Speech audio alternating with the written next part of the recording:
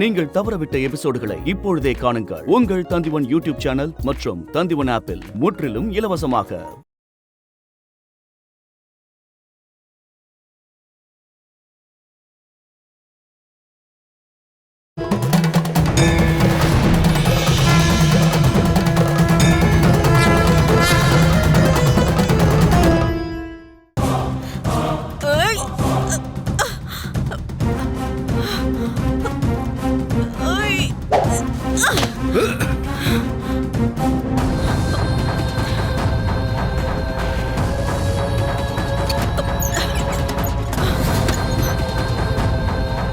உங்களை நான் வெளியே போக சொன்னையா? உங்க ஆசைக்கு நான் சம்மதிக்காததுனால நீங்க எனக்கு என்ன தண்டனை வேணாலும் தாராளமா கொடுங்க, அத நான் ஏத்துக்கிறேன். ஆனா செத்தாலும் என் புருஷனை தவிர வேற யாரும் என்ன தொட விட மாட்டேன். போக மாட்டேன்.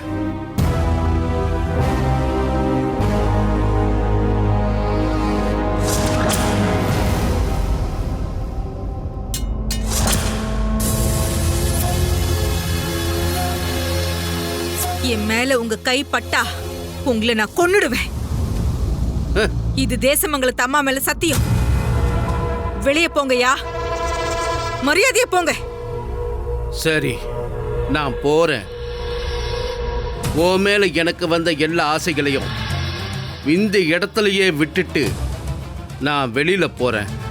நீயும் உன்னோட மகளும் ஒட்டு மொத்தமா அழிய போறீங்க.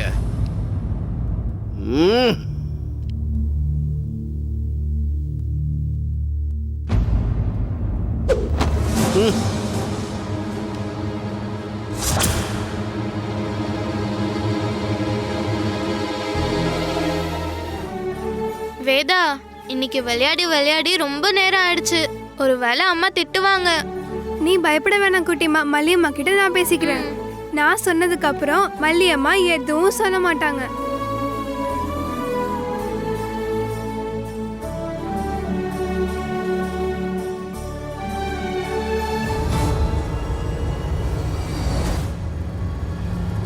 அம்மா, என்னாச்சுமா? மல்லியம்மா எதுக்காக அழுவுறீங்க? நீங்க எப்போ மல்லியம்மா வந்தீங்க? இப்பதான் வந்தேன். வேலை தேடி போய் கிடைக்கலையா? அதனாலதான் அழுவுறீங்களா?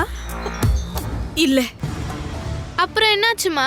அது நீங்க ரெண்டு பேரும் ரொம்ப கவனமா இருக்கணும். என்ன, அந்த சித்திரபானு ஐயா கண்ணு முன்னாடி போயிடாதீங்க. சித்திரபானு ஐயாவை நினைச்சா நீங்க அழுதுட்டு இருக்கீங்க மல்லியம்மா. சித்திரபானு ஐயா இப்போ ஏதாவது காட்டுல படுத்து தூங்கிக்கிட்டு இருப்பாரு. தூங்கிட்டு இருக்கவரை நினைச்சு எதுக்கு கவலைப்படணும், இல்லையா குட்டிமா? ஆமா, இனிமே சித்திரபானு ஐயா தேசமங்கலத்துக்கு கூட வர மாட்டாருன்னு தான் நினைக்கிறேன். வருவாருமா, அந்த ஐயா வருவாரு. நம்மள பயமுறுத்துறதுக்காக திரும்பவும் வருவாரு. என்னோட பயமே இப்போ உங்க ரெண்டு பேருக்கும் ஏதாவது ஆயிடுமோன்னு நினைச்சுதான். நீங்க கொஞ்சம் அழுவாம இருங்க மல்லியம்மா. நம்மள காப்பாத்த தேசமங்கலத்தமா இருக்காங்கல்ல. இங்கே குட்டிமா சாமி கும்பிடுற சிவபெருமானும் இருக்காருல்ல. அப்புறம் என்ன? சில நேரங்கள்ல சில மனுஷங்களுக்கு கடவுளை விட சக்தி அதிகமா இருக்கும். அதனாலதான் அவங்க கொலையெல்லாம் பண்றாங்க. குட்டிமா, மல்லியம்மா எதையும் பார்த்து பயந்துட்டாங்கன்னு நினைக்கிறேன். நான் அப்பா கிட்ட சொல்லி ஒரு கயிறு மந்திரிச்சு வாங்கிட்டு வரேன். அத கையில கட்டினா போதும். அதெல்லாம் ஒண்ணும் வேணாமா. அப்படின்னா நீங்க அழுவுறத நிப்பாட்டுங்க மல்லியம்மா.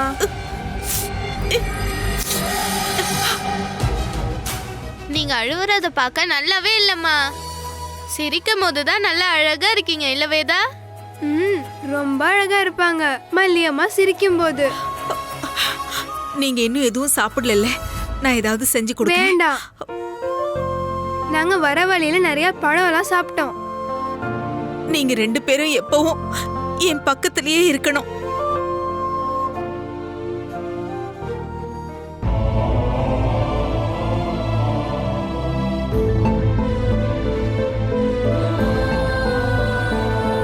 கங்காதத்தன், கங்காதத்தன், எந்திரிங்க. கொஞ்சம் கஞ்சி குடிங்க. வேண்டாம். அதெல்லாம் முடியாது. இப்படி படுத்துக்கிட்டே இருந்தா ஜுரம் தான் அதிகமாகும். ஜுரம் கொஞ்சம் குறைஞ்சிருக்கு. இப்ப இந்த கஞ்சியை குடிங்க.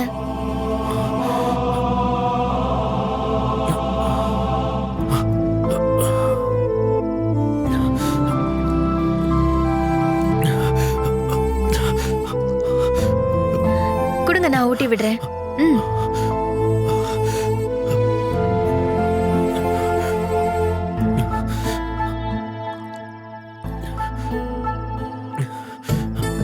ம்.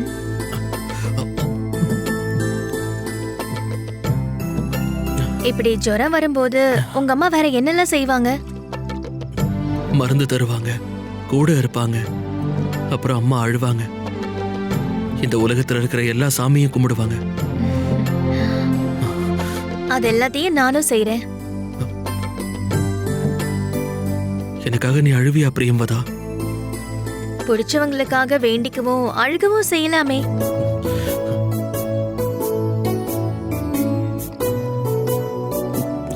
இப்ப படுத்துக்கோங்க.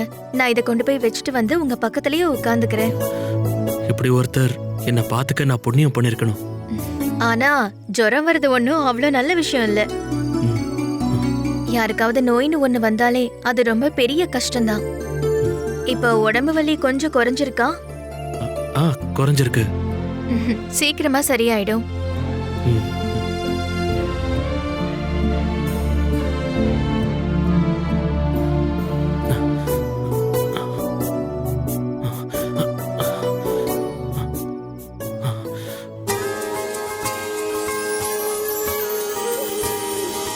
எதனால சன்னியாசி அம்மா சித்திரபானு ஐயா எல்லா இடத்துலயும் போய் படுத்து தூங்குறாரு?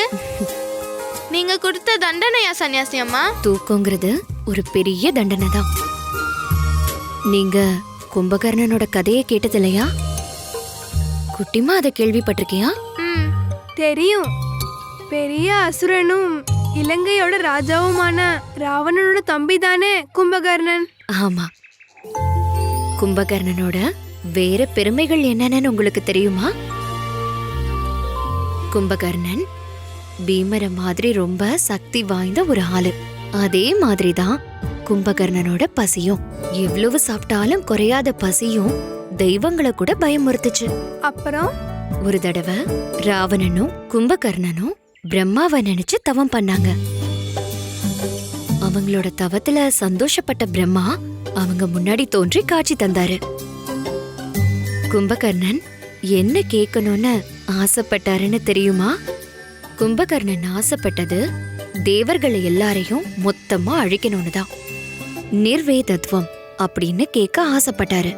ஆனா அப்படி ஒரு வரத்தை பிரம்மா கொடுத்தாருன்னா தேவலோகம் மொத்தமும் அப்புறம் அழிஞ்சு போயிடும். ஆனா அதுக்கு ஒரு தீர்வை கண்டுபிடிச்சது வாணி தேவி தான்.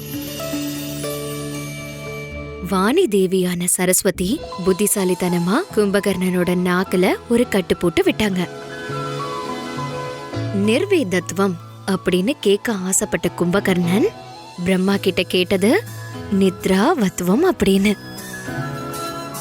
நித்ராவத்வம்னு சொன்னா எப்பவுமே எழுந்திருக்காம தூங்கிக்கிட்டே இருக்கிறதுன்னு அர்த்தம். அதை கேட்டு பிரம்மதேவனும் அப்படியே ஆகட்டும்னு கும்பகர்ணனுக்கு அந்த வரத்தையே கொடுத்துட்டாரு. அதனாலதான் கும்பகர்ணனும் தூங்கவும் ஆரம்பிச்சாரு. அதுக்கப்புறம் கும்பகர்ணன் எந்திருக்கவே இல்லையா? விஷயத்தோட ஆபத்தை பத்தி தெரிஞ்சுக்கிட்ட ராவணன் பிரம்மதேவரோட கால்ல விழுந்து கெஞ்சினாரு. என்னோட தம்பிய சாப மாதிரி கிடைச்ச வரத்துல இருந்து விடுவீங்கன்னு ரொம்ப கெஞ்சினாரு. கொடுத்த வரத திரும்ப எடுக்க முடியாதுன்னு பிரம்மதேவனும் சொன்னாரு. ஆனா ஒரு வாய்ப்பு கொடுத்தாரு. அதே மாதிரியே 6 மாசத்துக்கு கும்பகர்ணன் தொடர்ந்து தூங்கிக்கிட்டே இருப்பாராம். அடுத்த 6 மாசத்துக்கு முழிச்சிட்டு இருப்பாரு. அந்த நேரத்துல கும்பகர்ணனுக்கு தாங்க முடியாத பசியும் எடுக்குமா. அன்னைக்கு கும்பகர்ணனுக்கு கிடைச்ச மாதிரி ஒரு வரம்தான் சித்திரபானு ஐயாவுக்கும் இப்ப கிடைச்சிருக்கு.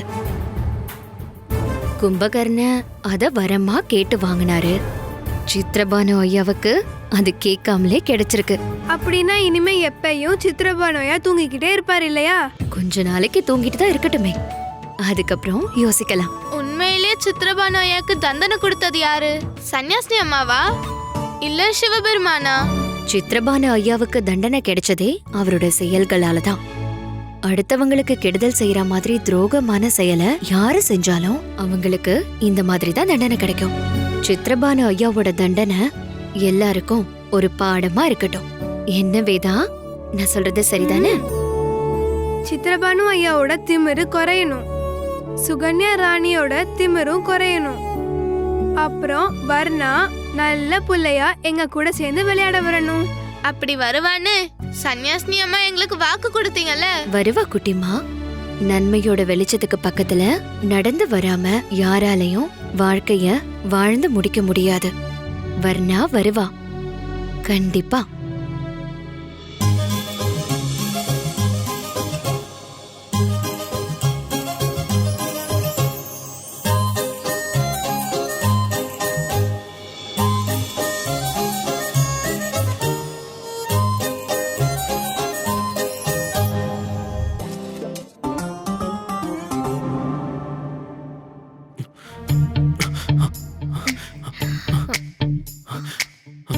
நான் உன் மடியிலையா படுத்து தூங்குனேன்?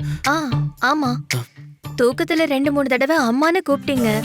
நான் பக்கத்துல வந்து உட்கார்ந்ததும் என் மடியில படுத்து தூங்குனீங்க. நீ எந்திரிச்சு போயிருக்கலாம்ல பிரியம்பதா. ஜுரம் குறைஞ்சிருச்சு, நல்லாவே குறைஞ்சிருக்கு.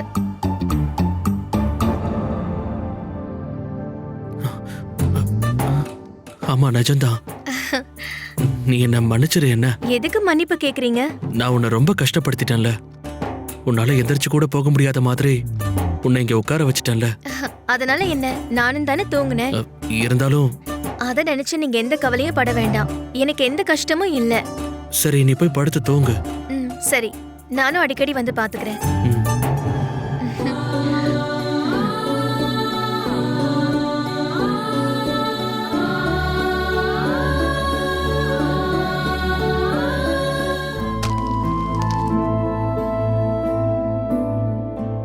குட்டிமா, குட்டிமா, குட்டி,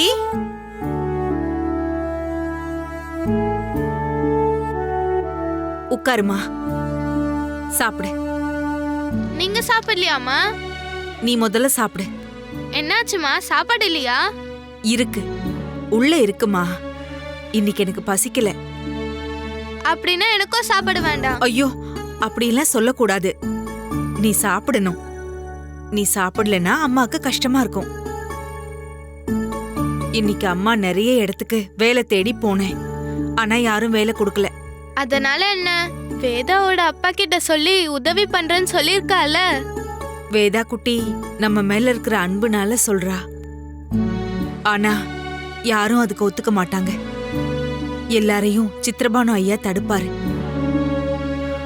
குட்டிமா, நாளைக்கும் வேலை தேடி எங்கேயும் கிடைக்கலன்னா அப்புறம் என்கிட்ட ஒரே ஒரு வழிதான் இருக்கு. இங்க வந்த மாதிரியே இந்த இடத்தை விட்டு நம்ம போயிடலாம். எங்க? எங்கேயாவது. ஒருவேளை நம்ம பழைய காட்டுக்கே போயிடலாம். அங்க போனோம்னா நம்மள யாரும் கீழ்த்தரமா நினைக்க மாட்டாங்க. அவங்க நம்மள சேர்த்துக்கவும் செய்வாங்க. அதாம்மா நல்லது. நீங்க போனாலும் நான் வரமாட்டேன். நான் என்னோட வேதாவை விட்டுட்டு எங்கேயும் வரமாட்டேன். இப்படிலாம் சொல்லி அம்மாவை கஷ்டப்படுத்தாதம்மா. அம்மாவால இது தாங்க முடியாது. உனக்கு சாப்பாடு செஞ்சு கொடுக்க என்னால முடியலன்னா நான் எதுக்காக உயிரோட இருக்கணும்? உங்களுக்கு வேலை எதுவும் கிடைக்கலன்னா நான் பட்னியா இருக்கேன். என்னால வேதாவை விட்டு வர முடியாதுமா. நான் இந்த தேசமங்கலத்துல இருந்தா போதுமா, வேற எங்கேயுமே நான் வரமாட்டேம்மா. குட்டிமா, கடவுள் எல்லாத்தையும் சரி பண்ணிடுவாங்கம்மா. நம்ம இங்கே இருந்துக்கலாமா. என்னோட தங்க அம்மால ஒத்துக்கோங்கம்மா.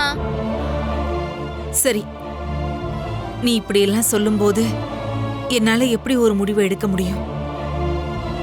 கடவுளே, என் குழந்தையை ஏமாத்திராதீங்க.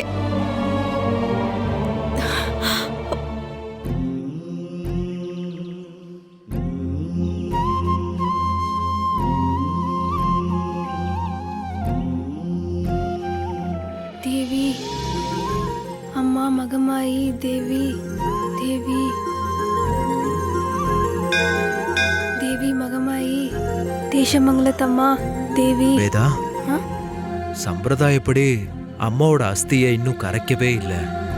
கங்கையில கரைக்கணும்னு தான் உங்க அம்மா ஆசைப்பட்டா. அப்ப இருந்த சூழ்நிலையில அது முடியாம போச்சு. இன்னும் அதை பண்ணாம இருக்கிறது நல்லது இல்லைன்னு அப்பா மனசுக்கு தோணுது. நேத்து அம்மா அப்பாவோட கனவுல வந்தாங்க. அவங்க முகத்துல ஏதோ கவலை இருக்கிற மாதிரி எனக்கு தோணுச்சு. வேற எதுக்கும் அப்பா இது வரைக்கும் எந்த குறையும் வச்சதில்ல. ஒருவேளை இதுவா இருந்தா? அப்படின்னா அதை சீக்கிரமா பண்ணிடுங்கப்பா. ம், அம்மாவோட ஆசை இல்லையா அது? போகணும்னா ராஜா உத்தரவு கொடுக்கணும்.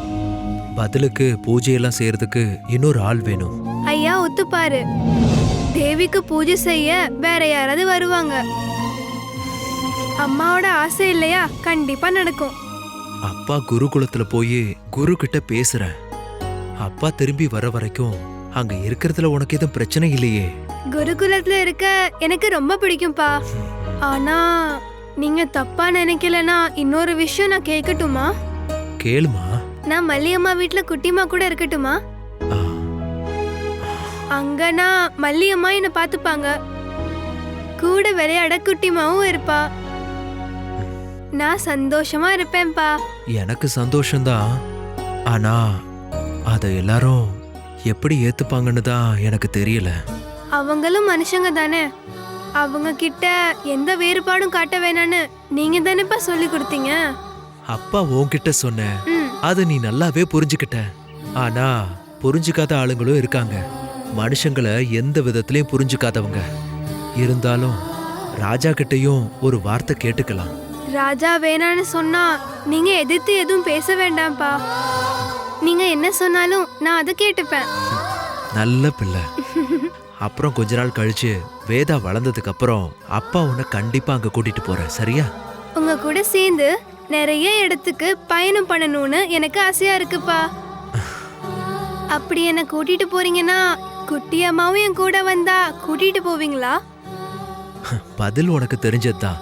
அதனால வேற வேற கேள்வி கேட்கறதுனால பதில்ல எந்த மாற்றமும் வரப்போறதில்ல. எதுக்கும் அப்பா ராஜா கிட்ட பேசி பாக்குறேன். ம், மிச்சம் எல்லாம் நம்ம அதுக்கப்புறமா முடிவு பண்ணலாம். ம்? சரிப்பா. ஆ.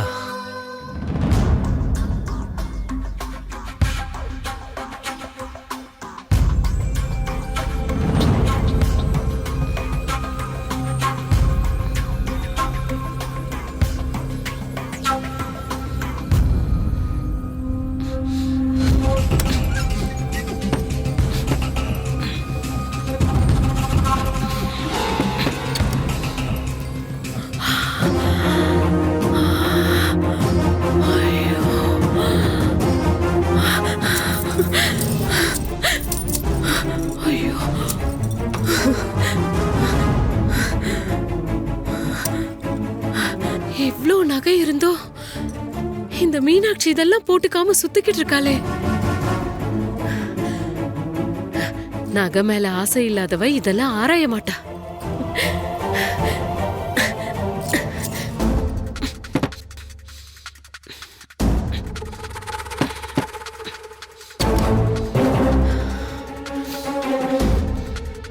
அம்மா அம்மா, ஒரு விஷயம். ராணி மீனாட்சி குளிக்க போயிருக்காங்க. அது தெரியும். ஆமா, இந்த அறையில என்ன பண்ணிக்கிட்டு இருக்கீங்க? அதையே நீ கேக்குற? இந்த அரண்மனையில எங்க வேணாலும் போற உரிமை எனக்கு இருக்கு.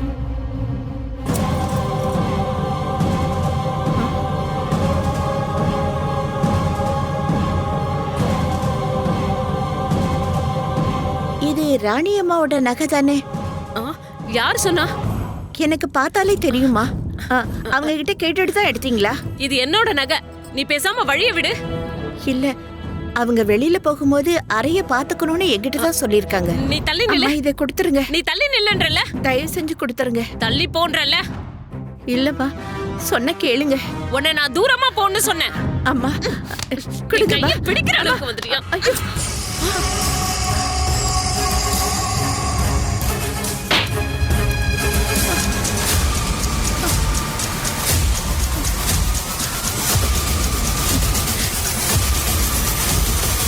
என்ன நடக்குதுங்க? பாரு மீனாட்சி, நீ குளிக்க போற நேரம் பார்த்து உன்னோட நகையெல்லாம் இவ திருட பாத்திருக்கா.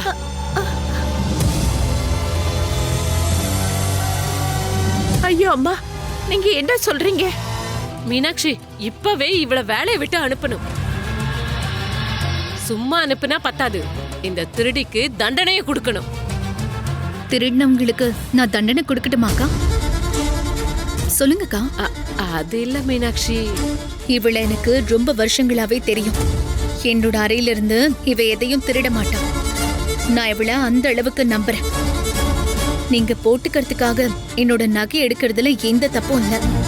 ஆனா அது என்கிட்ட நீங்க கேட்டுட்டு எடுக்கணும். அதுதான் மரியாதை. எனக்கு உன்னோட நகையெல்லாம் தேவையில்லை. அப்படின்னா அது எங்கே இருக்கட்டும். செய்யாத தப்ப சொல்லி நீங்க இவளை அடிச்சீங்கல்ல, அதுக்கு மன்னிப்பு கேட்டுட்டு நீங்க இங்க இருந்து போங்க. எப்படி? இந்த பொண்ணு கிட்ட நான் மன்னிப்பு கேட்கணுமா? நீங்க தப்பு பண்ணது அவங்க கிட்டயா இருந்தா அவங்க கிட்ட மன்னிப்பு கேட்டுதான் ஆகணும். கேளுங்க. இவ கிட்ட மன்னிப்பு கேட்காம நீங்க இங்க இருந்து எங்கேயும் போக முடியாது. அத நீங்க எதிர்த்தீங்கன்னா தேசமங்கலத்து ராணியோட பதவி என்னன்னு நான் உங்களுக்கு புரிய வைக்க வேண்டியதா இருக்கும். அவ்வளோ திமிரா உனக்கு? ஆமா, உன்னை விட இந்த அறையில சுதந்திரம் உன் தோழிக்கு இருக்குன்னு தானே சொல்ற. அதே சுதந்திரம் ராஜாவோட பழகும் போதும் இருக்கோ?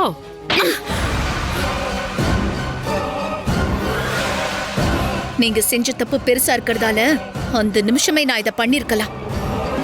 இருந்தும் அக்கான்னு நினைச்சு நான் பொறுத்துக்கிட்டு இருந்தேன்.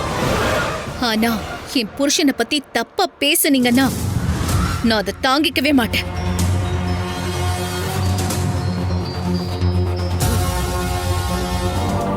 ராஜா, நீங்க எதுவும் சொல்லல. நீங்க கேட்டது நியாயமான விஷயம்தான். இந்த மாதிரி விஷயங்களை ஓரளவுக்கு மேல செய்யாம இருக்கிறதும் தப்பு. இவ்வளவு காலம் நீங்க செய்யாம போனதுக்கு காரணமே நீங்க தேசமங்கலத்து மேலையும் தேசமங்கலத்து மக்கள் மேலையும் நீங்க வச்சிருக்கிற பாசம் தானே காரணம். தேவி மேல நீங்க வச்சிருக்கிற அளவுக்கு அதிகமான பக்தியும் ஒரு காரணம். அப்படி இருக்கும்போது என்னால எப்படி முடியாதுன்னு சொல்ல முடியும்? பூஜையெல்லாம் செய்யறதுக்கு பதிலுக்கு ஒரு ஆள. தம்பி, அதை பத்தி நினைச்சு கவலைப்பட வேண்டாம். கோவிலோட அதிகாரி நான் தானே. நானே ஒரு ஆளை தேர்ந்தெடுக்கிறேன். ஆனா ஐயா, தேசமங்கலத்தம்மாவோட சக்திய பெருமையை பத்தி எனக்கு தெரியாதா பூசாரி?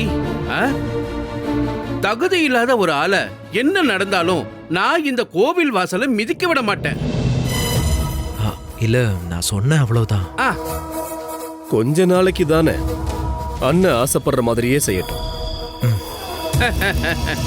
வரக்கூடியவரு சரியில்லாதவர்னு நமக்கு தெரிஞ்சா வேற ஒருத்தரை மாத்திக்கலாம். அதான் நல்லது. அத சொல்லித்தான் நான் ஒரு ஆளை கூட்டிட்டே வருவேன். எனக்கு முக்கியம் தேசமங்கலத்தம்மாவோட சந்தோஷம்தான். நீங்க உடனடியா புறப்படுங்க பூசாரி. ஒரு விஷயம் மறந்துடாதீங்க. நீங்க தாமதிக்கிற ஒவ்வொரு நாளும் இந்த தேசமங்கலத்து மக்களுக்கும் இந்த ராஜாவுக்கும் கவலையை கொடுக்கும். இல்ல, சீக்கிரமாவே திரும்ப வந்துருவேன். வரேன். அப்படின்னா கொஞ்ச நாளைக்கு தேவிக்கு காவல்காரன் இல்ல. அந்த இடத்துல நான் முடிவு பண்ற ஆளு. பிரமாதம். இன்னொரு விஷயமும் இருக்கு. என்னன்னு சொல்லுங்க. நான் போகும்போது என் பொண்ணை பாத்துக்கிறதுக்கு. ஓ, நான் அதை பத்தி யோசிக்கல. ஒரு காரியம் பண்ணுங்க, நீங்க திரும்ப வர வரைக்கும் வேதா அரண்மனையிலே இருக்கட்டும். என்ன, சரிதானே? ஐயோ ஐயா, அப்படி நீங்க சொல்றதே பெரிய விஷயம். அதுக்கு அவசியம் இல்ல. வேதாவை குருகுலத்துல விட்டுறலான்னு நான் நினைச்சேன். ஆனா அவ ஆசைப்படுறது வேற ஒண்ணு. மல்லியோடவும் குட்டியம்மா கூடவும் நான் இருக்கட்டுமான்னு அவ என்கிட்ட கேட்டா. சின்ன சின்ன பிரச்சனையெல்லாம் வரும்னு எனக்கு தெரியும். ஆனா அதுல உங்களுக்கு ஏதாவது தப்புன்னு தோணுச்சுன்னா? உங்களுக்கு தெரியும் இல்லையா, என்னோட மனசுல எந்த வேறுபாடும் இல்ல. அவங்களுக்குள்ள இருக்கிற நட்பு எல்லாருக்கும் தெரிஞ்ச விஷயம் தானே. ரொம்ப நன்றிங்க ஐயா.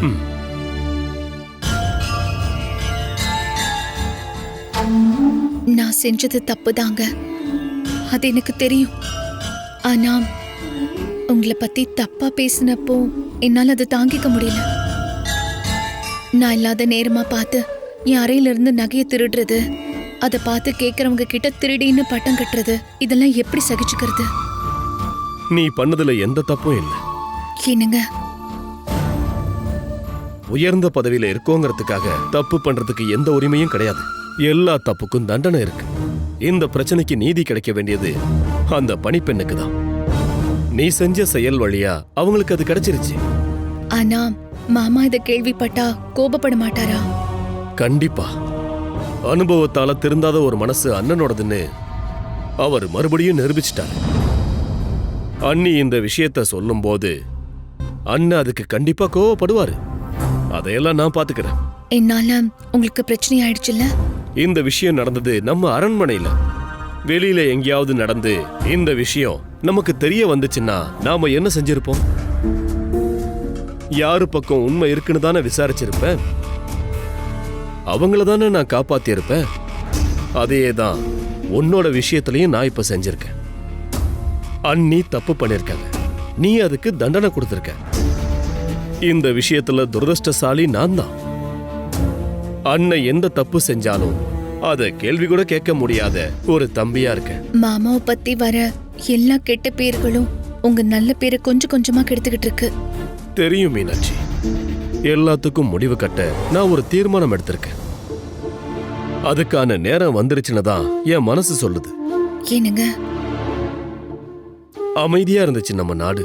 ஆனா இப்ப எங்கெங்கேயோ ஒரு பிரச்சனையா ஆரம்பிக்குது. இது எல்லாத்துக்கும் முழு காரணம் என்னோட அண்ணன். தேசமங்கலத்துக்கு சித்திரபானு இப்ப அவசியம் இல்லை, ஆபத்தானவர்.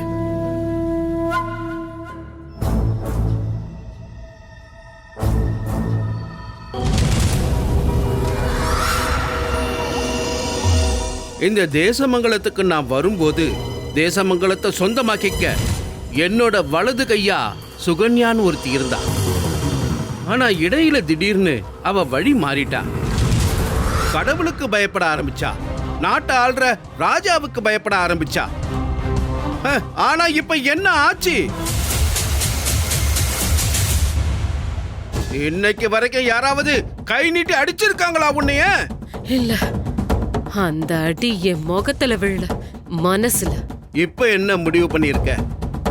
அந்த மீனாட்சிக்கு பயந்து அடங்கி ஒடுங்கி வாழ போறியா, இல்ல சாப்பாட்டுக்காக கூலி வேலை பார்க்க போறியா?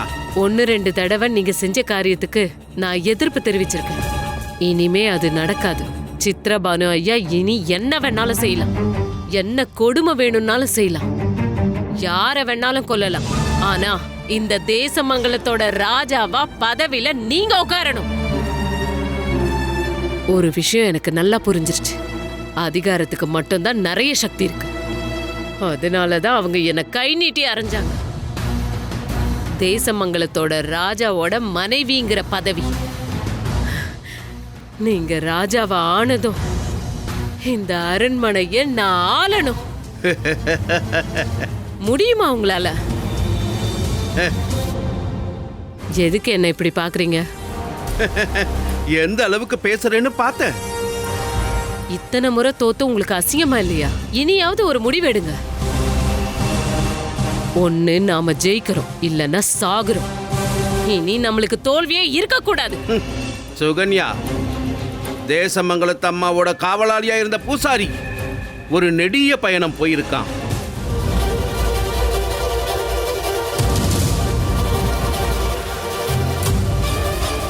தேசமங்கலத்து அம்மாவோட சக்தி இல்லாம போற இந்த மண்ல சித்திரபானு ஒரு தேரோட்டம் நடத்துவேன். அந்த தேர் நிக்கிற இடம் தேசமங்கலத்தோட சிம்மாசனமாத்தான் இருக்கும். அன்னையிலிருந்து நீ தேசமங்கலத்து ராணியாயிருப்ப.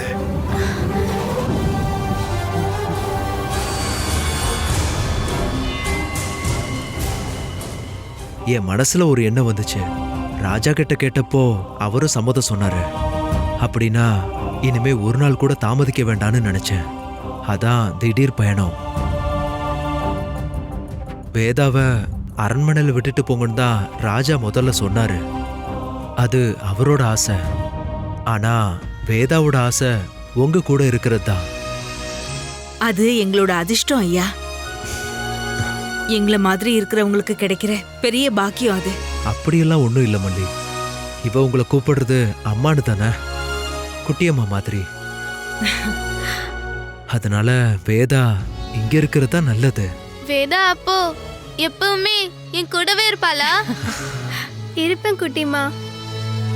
என் அப்பா திரும்பி வர வரைக்கும் நான் உன் கூட தான் இருப்பேன் குட்டிமா. மல்லி, வேதாவோட பழக்க வழக்கங்கள்லாம் உனக்கு நல்லாவே தெரியும். நான் அதை பத்தி எதுவும் சொல்ல வேண்டிய அவசியம் இல்லை. இருந்தாலும் ஒன்று சொல்றேன். சில எதிரிங்க இருக்காங்க, அதை நான் சொல்லணுங்கிறது இல்லை. மல்லி, உங்களுக்கே தெரியும் அந்த எதிரிங்க யாருன்னு. எனக்கு தெரியும் ஐயா. என்னோட உயிர் மாதிரி நான் வேதாவை பாத்துக்கிறேன். வேதா, பூஜையெல்லாம் மறக்கக்கூடாது. நான் இருக்கும்போது எப்படி தேசமங்கலத்தம்மா கோவிலுக்கு போவியோ அந்த மாதிரி போகணும். புதுசா வர்ற பூசாரிக்கு ஏதாவது சந்தேகம் வந்துச்சுன்னா உனக்கு என்ன தெரியுமோ அதை அவங்களுக்கு சொல்லிக் கொடுக்கணும். சரிப்பா. என் பொண்ண நான் இது வரைக்கும் பிரிஞ்சிருந்ததே இல்லை. இவ்வளோ நாள் எப்படி பிரிஞ்சிருக்க போறணும்னு எனக்கு தெரியவே இல்லை மல்லி. ஆனா போகாம இருக்க முடியாது. நீங்க எதுக்காகப்பா அழுவுறீங்க? பயணம் போகும்போது இப்படி அழுக கூடாதுன்னு சொல்லுவாங்க. சரிம்மா, அப்பா போயிட்டு வரேன்.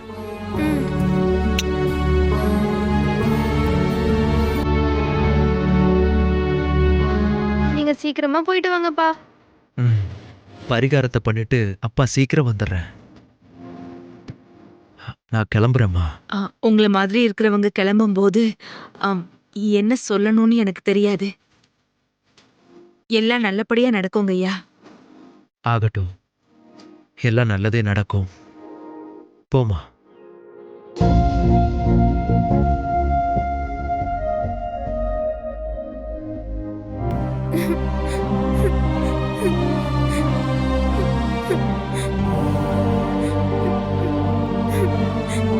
வேதா குட்டி,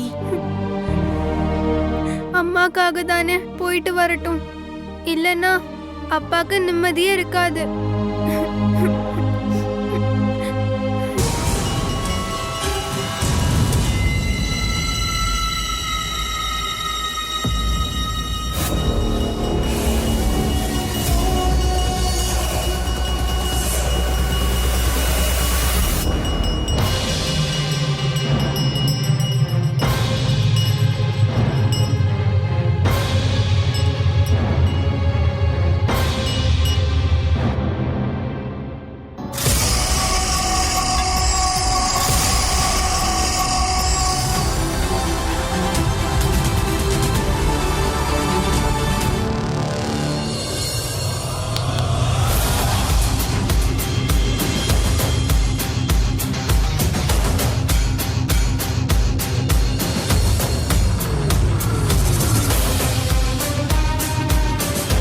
ஐயா, பூஜையெல்லாம் முடிச்சிட்டு வரதுக்கு கொஞ்சம் நேரம் ஆயிடுச்சு.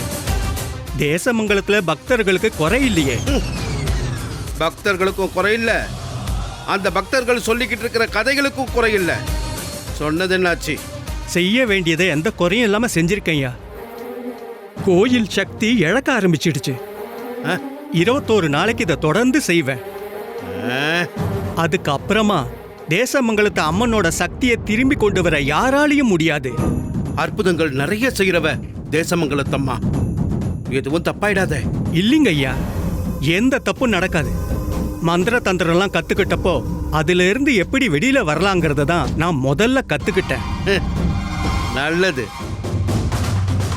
தேசமங்கலத்தோட பூசாரி இங்க இருந்து போறதும், நீங்க தற்காலிக பூசாரியா இங்க வர்றதும் தேசமங்கலத்தோட சரித்திரத்தை மாத்தி எழுதும். இன்னும் 21 நாட்கள்ல தேசமங்கலம் சித்திரபானுவோட கைக்குள்ள. சித்திரபானு நினைக்கிறதெல்லாம் இனி நடக்கும். புத்திசாலித்தனமா யோசிச்சா ஒரு ராஜ்யத்தை பிடிக்க ஒரு நாள் கூட தேவையில்லை நமக்கு. ஆனா இப்போ 21 நாள் இருக்கு நமக்கு. 21 நாள் கழிச்சு பரிகாரம் பண்றதுக்காக ஜோசியரை வரவழைக்கும் பொழுது நான் செஞ்ச தப்பெல்லாம் தெரிய வரும். பயமா இருக்கா? நீங்க என் கூட இருக்கும்போது இல்ல. அப்படின்னா தைரியமா இரு. 21 நாள் முடியும் போது யாரும் கேள்வி கேட்க முடியாத சக்தியா தேசமங்கலத்துல இந்த சித்திரபானு இருப்பான். அப்ப உங்களுக்கு எதிரா யாராலையும் பேச முடியாது. தேசத்தோட ஆஸ்தான பதவியில நீங்க இருப்பீங்க. என்ன போதும்ல? நீங்க மனசுல போடுற கணக்கு பூரா நான் நம்பல. ஆனா எனக்கு சொன்ன கூலியில எந்த குறையும் வரக்கூடாது. தருவேன், பேசுறதை விட அதிகமா தருவேன். தேசமங்கலம் மாறட்டும், அதுக்கு பின்னாடியே தேசமங்கலத்தோட ஆட்சியும் மாறும். தேசமங்கலத்தம்மாவோட பாதுகாப்பு இல்லாத தேசமங்கலம், அதுக்கப்புறம் இந்த மக்கள் பாதுகாப்பை தேடி பயந்து அலறுவாங்க. அவங்க ஒரு காவலாளியை தேடுவாங்க. அந்த நேரத்துல ஒரு மிகப்பெரிய காவலாளியா இந்த சித்ரபானு நிப்பான்.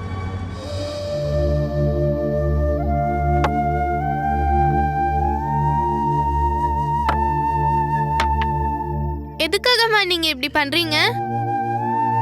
இவ்ளோ நாள் இந்த குடிசையில நீயும் நானும் மட்டும்தானே இருந்தோம். இன்னைக்கு வேதாவும் இருக்கா இல்லையா? அதெல்லாம் வேண்டாம் மல்லியம்மா. வேணும்மா. உங்க அப்பாவுக்கு நல்ல மனசு இருக்கிறதுனால தான் இவ்ளோ ஆளுங்க இருக்கிற இந்த ஊர்ல உன்னை என்கிட்ட விட்டுட்டு போயிருக்காரு.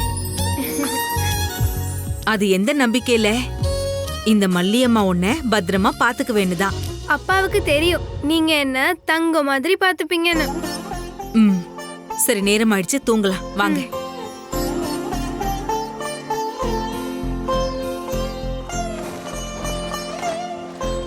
வேதா குட்டி, வெறும் பாயில படுத்திருக்க மாட்டேல்ல? நீ இந்த துணி மேல படுத்து நல்லா தூங்கு. குட்டிமா உங்க கூட எப்படி படுத்து தூங்குறாளோ அந்த மாதிரி படுத்துக்கிட்டா போதும். சரி, படுப்போம்.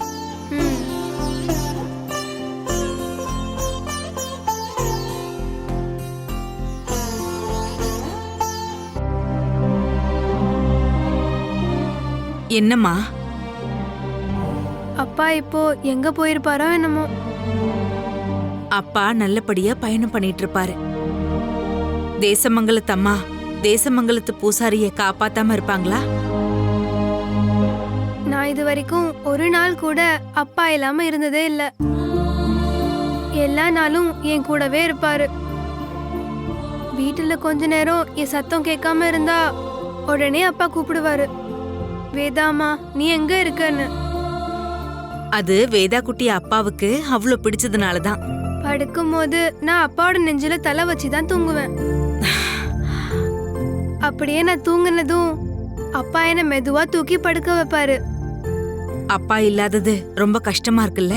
ஆமா, இருந்தாலும் உங்க 2 பேர் கூடயும் இருக்கிறது நினைச்சு ரொம்ப சந்தோஷமா இருக்கு. நீ ஒண்ணு பண்ணு, என் நெஞ்சில தலை வச்சு தூங்கு. நீ தூங்குனதுக்கு அப்புறம் உன்னை தனியா படுக்க வைக்கிறேன். அப்போ குட்டிமா படுக்க வேண்டாமா? 2 பேரும் தலையை வச்சுக்கங்க. வேதா, ஒரு கதை சொல்றியா? இப்போ வா, நான் உனக்கு நிறைய கதை சொல்லி கொடுத்திருக்கேன்ல. நீ கதை சொல்றத கேட்க எனக்கு அவ்வளோ பிடிக்கும். அத கேட்டு கேட்டு தூங்கலாம்ல. சொல்லு வேதா. சொல்றேன், புராணத்துல வர கதையே சொல்றேன். அசுரர்களுக்கும் தேவர்களுக்கும் நடுவுல நடந்த யுத்தத்தை பத்தின கதை.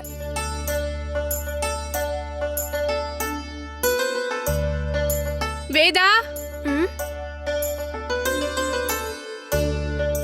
என்ன வர்ணா? உனக்கு உங்க அப்பாவை ரொம்ப பிடிக்கும்ல, அப்புறம் எப்படி உங்க அப்பாவை பார்க்காம இருக்க? அம்மாவோட சடங்கு செய்யறதுக்கு தானே அப்பா போயிருக்காரு. எனக்கு கூட கூட்டிட்டு போக முடியாதுல்ல, அதனாலதான். நீ குட்டி அம்மா கூடயும் உங்க அம்மா கூடயும் தான் இருக்கியா? ஆமா. அது நல்லதா போச்சு. அவங்கள தான் உனக்கு ரொம்ப பிடிக்கும்ல. நீ அங்க தங்கி இருக்கிறது பெரியப்பாவுக்கு சுத்தமா பிடிக்கல. பெரியப்பா அதை என்கிட்டயும் சொன்னாரு. ஆனா நான் பெரியப்பாவை எதிர்த்து பேசினேன். அது ஏன்? பெரியப்பா நிறைய தப்பு பண்றாரு. நான் அதெல்லாம் தெரிஞ்சுக்கிறதுக்கு ரொம்ப நாள் ஆச்சு. அப்பாவும் அம்மாவும் எனக்கு நிறைய புத்திமதி சொன்னாங்க. அதனால பெரியப்பா சொல்றது எதுவுமே கேட்க கூடாதுன்னு முடிவு பண்ணிட்டேன். நீ சொல்றது நிஜமா வர்ணா? சத்தியமா. பெரியம்மாவும் பெரியப்பாவும் அந்த மாதிரி நடக்க முயற்சி பண்ணா அவங்கள திருத்ததான் நான் முயற்சி பண்ணுவேன். வர்ணாவோட மனசை இப்படி மாத்தினது தேசமங்கலத்தம்மாவா தான் இருப்பாங்க. வேதா, இப்பயும் என் மேல கோவமா இருக்கியா? நான் உன் மேல எப்பயுமே கோவமா இருந்தது இல்ல. நான் எப்பயும் என் அப்பா கிட்ட சொல்லுவேன், வர்ணா ரொம்ப நல்ல பொண்ணுன்னு. சித்ரபானு ஐயா சொல்றதெல்லாம் கண்ணை மூடி நம்புறதுனாலதான் வர்ணா தப்பு பண்றான்னு. குட்டியம்மா வீட்டுக்கு நானும் ஒரு நாள் வரேன். நிஜமாவா? அவளை நான் ரொம்ப கஷ்டப்படுத்திருக்கேன்ல, மன்னிப்பு கேட்க வேணாமா? நீ மன்னிப்பெல்லாம் கேட்க வேண்டாம். ஆனா நீ அவங்க வீட்டுக்கு வந்தனா அவங்க 2 பேரும் ரொம்ப சந்தோஷப்படுவாங்க. வரேன், கண்டிப்பா இன்னொரு நாள் வரேன். அப்புறம் உன் கூடயும் குட்டி அம்மா கூடயும் தோழி ஆகணும். அப்பா மட்டும் இங்க இருந்திருந்தா நான் ஓடி போய் சொல்லி இருந்திருப்பேன். வர்ணா என்கிட்ட சொன்னது எல்லாத்தையும். அப்பா எவ்வளவு சந்தோஷப்பட்டிருப்பாரு தெரியுமா? உங்க அப்பா திரும்ப வந்ததுக்கு அப்புறம் அவரையும் நான் வந்து பாப்பேன். அப்படின்னா நீ போ வர்ணா, நான் இந்த வழியா குட்டிமா வீட்டுக்கு போறேன். வேதா, என் கையில ஒரு பிரசாதம் இருக்கு. இன்னைக்கு காலையில சில பண்டிதர்கள் அப்பாவை பார்க்க வந்திருந்தாங்க. அவங்க கொண்டு வந்து கொடுத்தது. குருகுலத்துல வச்சு சாப்பிட்றதுக்கு அம்மா கொடுத்து விட்டாங்க. நான் அதை உனக்கு கொடுக்கட்டுமா? கடவுளோட பிரசாதம் தானே, குடு.